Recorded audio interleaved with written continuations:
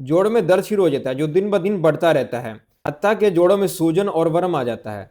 नशा और दवाइयों और टीकों के इस्तेमाल के बाद चंद घंटे आराम रहता है, फिर दोबारा हालत बदतर हो जाती है। दर्द की गोली ना खाएं तो रात भर नींद नहीं आती। ऐसे मरीज को शदीद कब्ज और खुश्की की ज्यादती की वजह से चक्कर आने लगते हैं, दिल घबराता है और शदीद गुस्सा आने लगता है। अपने घर वाले हत्ता के तबीब की बात भी बर्दाश्त नहीं होती। सुदा की ज्यादती की वजह से ये मर्ज लाहक होता है। खुश्क सर्द अशिया का बेजा और बकसरत इस्तेमाल इसका सबब बनता है।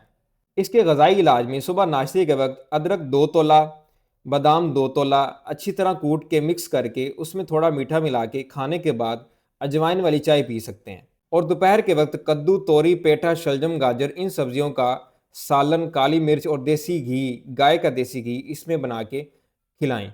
रात को भी ये दोपहर वाली गज़ा ही इस्तेमाल की जा सकती है। इस गज़ा के बाद अजवाइन वाली चाय पी सकते हैं। दवाई इलाज चूँकि फ़ौरी फ़ायदा करता है, इसलिए दवाई इलाज के लिए आप हमसे रब्ता कर सकते हैं। हमारे व्हाट्सएप नंबर पे अभी रब्ता करें। हमारे पेज को फॉलो भी करें, हमारी वीडियो को लाइक करें, दोस्तों के साथ शेयर भी करें।